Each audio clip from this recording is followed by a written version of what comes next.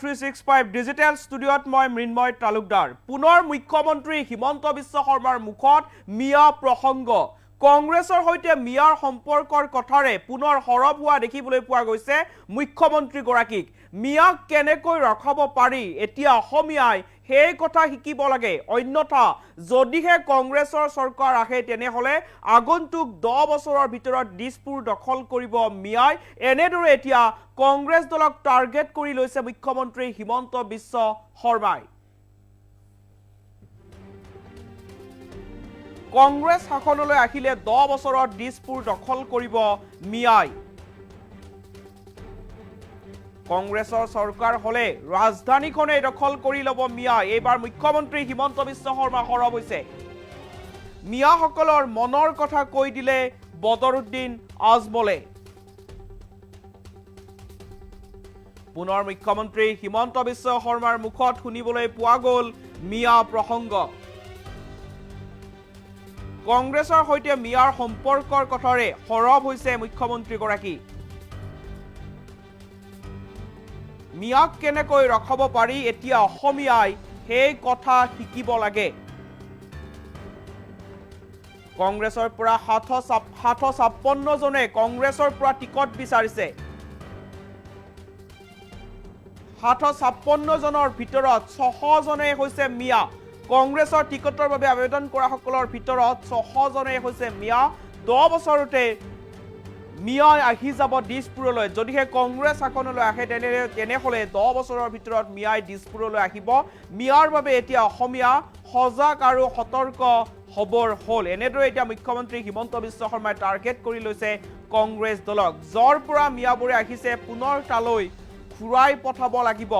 কংগ্ৰেছ শাসনলৈ আহিলে 10 বছৰৰ ভিতৰতে মিয়াসকলে দিছপুৰ দখল কৰিব গতিকে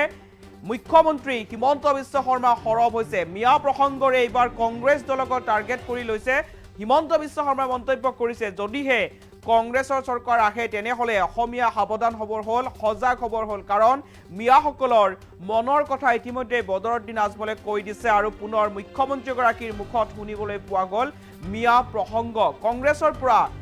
এতিয়ালৈকে যিমানবোৰে টিকটৰ বাবে আবেদন কৰিছে তাৰ ভিতৰত অধিকাংশই হৈছে মিয়া অৰ্থাৎ 756 জনৰ ভিতৰত 600 জনে মিয়া হৈছে কংগ্ৰেছৰ পৰা টিকট বিচাৰিছে এনেদৰে এতিয়া হিমন্ত বিশ্ব শৰ্মাৰ মুখত পুনৰবাৰ মিয়াৰ প্ৰসংগ শুনিবলৈ পোৱা গৈছে আৰু কংগ্ৰেছ দলক পুনৰবাৰ লক্ষ্য কৰি লৈছে মুখ্যমন্ত্ৰী হিমন্ত বিশ্ব শৰ্মাই মুখ্যমন্ত্ৰী গৰাকীৰ মন্তব্য আছে মন্তব্য আগবঢ়াইছো আজমলে যেটো কৈছে হেতুটো ময়ো কৈ আছো যে যদি অসমীয়া মানুহ সাৰ নাপায় মিয়া 10 বছৰৰ ভিতৰতে দিছপুৰত আহি যাব আৰু তেওঁলোকৰ মনত যেটো আছে সেইটো আজমলে মুখেদি কৈছে গতিকে এই কথাটোৰ পৰা অসমীয়াই শিকিব লাগে যে আমি কেনেকৈ মিয়াক ৰখাব পাৰোঁ ইভেন দুলীয়াজানতো মিয়া কিছুমান আহিছে মোৰ নজৰত আছে এই বিষয়ে আমি একেলগে লগ লাগি মিয়াবিলাকক য'ৰ পৰা আহিছে তাতে পঠাব লাগিব 756 জন মানুহে টিকট খুজিছে 600 জনে মিয়া এনেকুৱা ৰেকৰ্ড ময়ো কংগ্ৰেছত আছিলোঁ কেতিয়াও আগত এনেকুৱা হোৱা নাছিল 600 মিয়া কেণ্ডিডেট অকল তাৰ মানে আপোনালোকে চিন্তা কৰক যদি কংগ্ৰেছৰ চৰকাৰ হয় ৰাজধানীটো মিয়াই দখল কৰি ল'ব সেইকাৰণে আমি সকলোকে কৈছোঁ যে কংগ্ৰেছক বিদায় দিব লাগে আজমলে যেটো কৈছে হেতুটো ময়ো কৈ আছোঁ যে যদি অসমীয়া মানুহ সাৰ নাপায় মিয়া 10 বছৰৰ ভিতৰতে দিছপুৰত আহি যাব আৰু তেওঁলোকৰ মনত যেটো আছে সেইটো আজমলে মুখেদি কৈছে গতিকে এই কথাটোৰ পৰা অসমীয়াই শিকিব লাগে যে আমি কেনেকৈ মিয়াক ৰখাব পাৰোঁ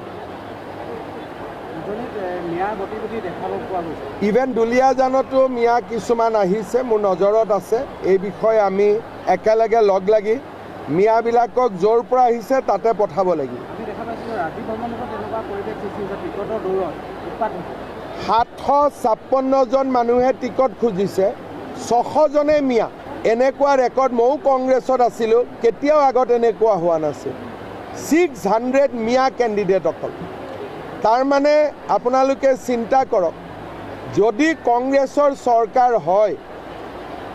ৰাজধানীটো মিয়াই দখল কৰি ল'ব। সেইকাৰণে আমি সকলোকে কৈছোঁ যে কংগ্ৰেছক বিদায় দিব লাগে।